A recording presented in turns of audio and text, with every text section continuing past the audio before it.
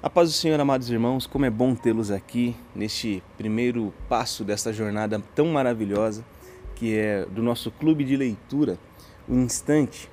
E neste primeiro momento nós vamos ler juntos o livro Quem é Jesus? Eu tenho certeza que você já está desfrutando deste maravilhoso material. Por isso, em primeira mão, eu quero agradecer a Deus por essa oportunidade e também deixar claro que você é um felizardo, pois Deus quer se revelar a você. Deus quer fazer com que você esteja cada vez mais próximo do coração dele. E para isso, ele se utiliza de diversos meios, diversas formas. Portanto, meu irmão, valorize esta oportunidade. Minha irmã, valorize este maravilhoso chamado que Deus tem para nós. Nosso autor, R.C. Sproul, foi um pastor extremamente proeminente, relevante em sua sociedade e deixou para nós um legado de extrema relevância teológica e também de cunho espiritual. E o tema do seu livro talvez pareça um tanto quanto simples, mas logo no início a leitura talvez para você pareça um pouquinho pesada, um pouco densa, uma leitura um tanto quanto distante de um vocabulário comum. E por isso nós estamos aqui, para auxiliá-lo no entendimento, na compreensão do texto. Passadas as dúvidas iniciais, nós teremos uma leitura extremamente agradável, pois estaremos cada vez mais próximos de um sentido bíblico e teológico, espiritual, acerca da identidade do nosso Senhor Jesus Cristo, o nosso Rei, o nosso Senhor e Salvador. Pois bem, logo no início há uma pergunta extremamente importante que nos é feita de uma forma até um tanto quanto provocativa. E a pergunta é: se há algum Jesus de fato real?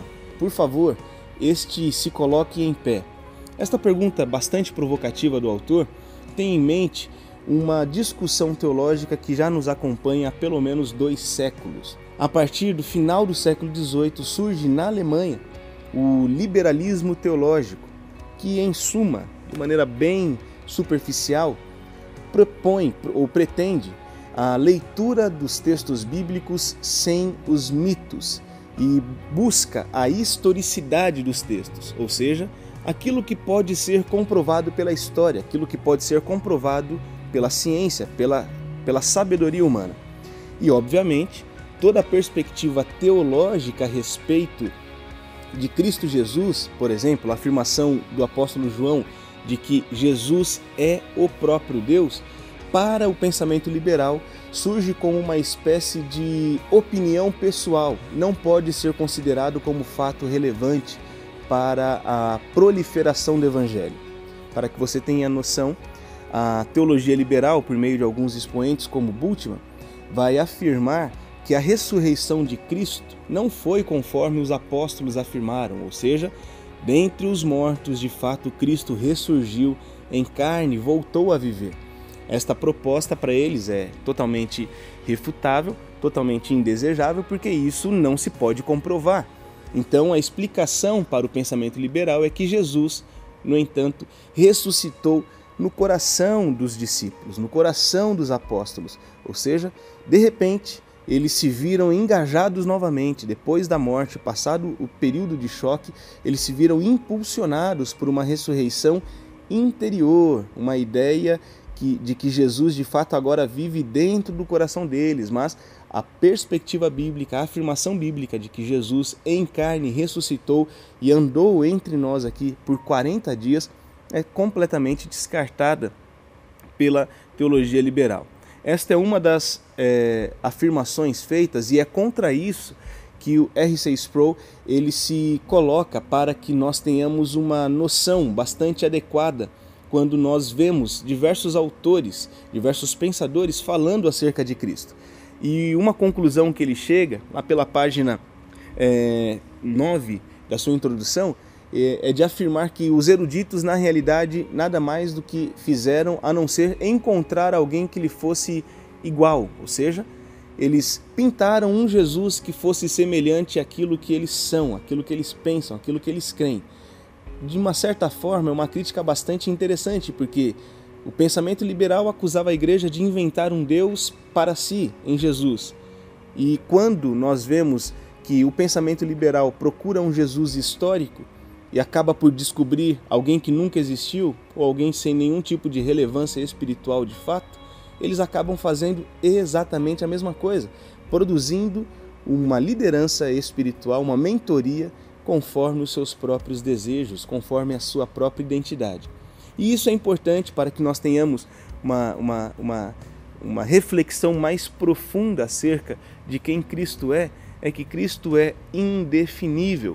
Cristo é o próprio Deus. Os evangelhos trazem a respeito da identidade do Senhor uma grande diversidade de informações para que de uma forma clara fique exposto que Jesus, ele é semelhante a Deus, portanto não pode ser definido por nome, não pode ser definido por teologia, não pode ser definido por questões humanas. Ele é, irrefutavelmente, indiscutivelmente, o próprio Deus. Diante desta grande problemática proposta pelo pensamento liberal, a pergunta que Sproul faz de maneira muito pertinente é como que um grupo deste se relaciona com a Igreja de Cristo, sendo que pensa de uma forma diferente. O relacionamento mais natural, mais racional, era que se houvesse o afastamento. Afinal, creem-se em coisas diferentes, acredita-se em coisas opostas. Então, num momento como esse, o ideal é que haja o afastamento. No entanto, Sproul ele é bastante ácido ao afirmar que a estrutura religiosa ela é extremamente sedutora.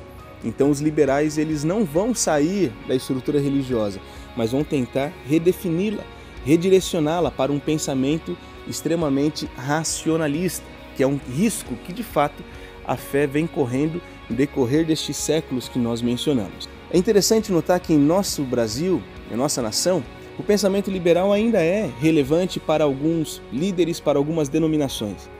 E a única forma de se comunicar verdadeiramente com o corpo de Cristo, o resto da igreja, por assim dizer, seria por meio das obras de caridade, porque fora isso não existe uma comunicação um tanto quanto real, sincera, pois tudo aquilo que nos faz aproximarmos de Cristo, que é o corpo, o evangelho, tem um sentido sobrenatural, e isto é frontamente refutado pela teologia liberal. Tome cuidado, tome muita atenção com as pessoas com que você tem ouvido, as afirmações que você tem feito, pois esta ideia de que não se faz teologia, teologia é desnecessária, é uma ideia extremamente infantil e absurda.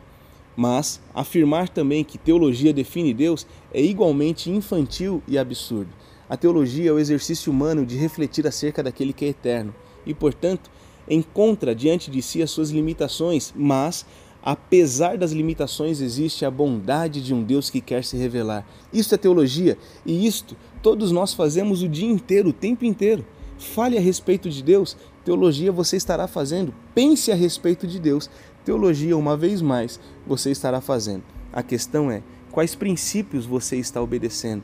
Em que o seu coração está se apoiando?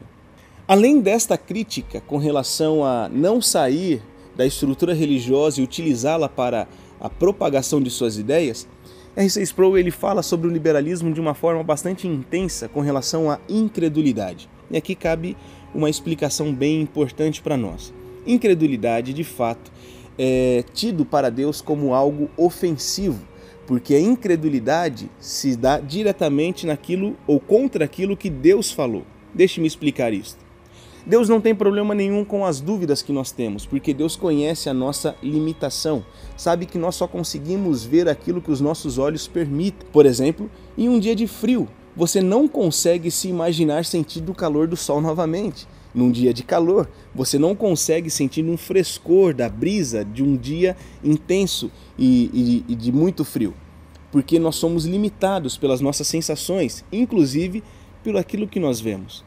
Então, diante das nossas limitações, Deus até nos perdoa, nos ama de uma forma tão intensa que permite esse diálogo com as nossas dúvidas. Repousa em Deus uma misericórdia tão grande que mesmo as nossas dúvidas não são compreendidas como ofensa para Deus, porque Ele conhece as nossas limitações, sabe como nós somos pequenos e como é difícil para nós entendermos aquilo que nós não conseguimos ver ou sentir. E olha só que coisa interessante, João, o batizador, ele faz uma declaração evidente, uma declaração extremamente forte a respeito da identidade de Jesus. Eis aí o Cordeiro que tira o pecado do mundo. Uma certeza irrefutável, uma convicção admirável, até que o seu pescoço se aproxima da lâmina proposta por Herodes e Herodias. E diante da morte ele pede para que os seus discípulos cheguem até Jesus e perguntem: Tu és mesmo aquele que haveria de vir, ou devemos esperar por um outro? Ora, uma dúvida de um coração sincero encontra a seguinte resposta em Cristo Jesus: é só vocês olharem para as coisas que estão sendo feitas. Os cegos estão enxergando, os coxos estão andando e, principalmente, o Evangelho tem sido pregado a toda a criação.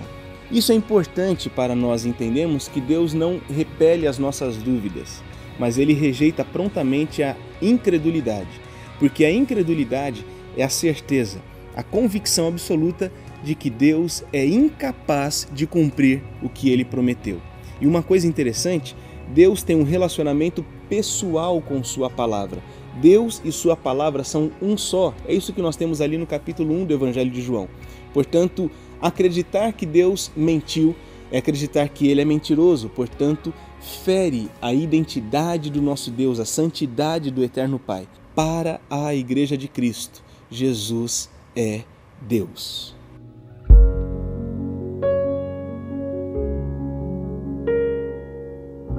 Na próxima semana, um novo vídeo aqui neste canal, TBC TV. E para isso, para que você fique ligado em todas as nossas atividades, se inscreve aqui no nosso canal, dê um like para nós, é extremamente importante.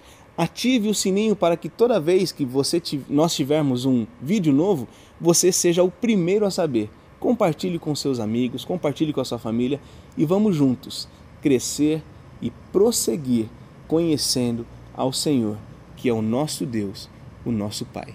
Deus abençoe a todos, em nome de Jesus.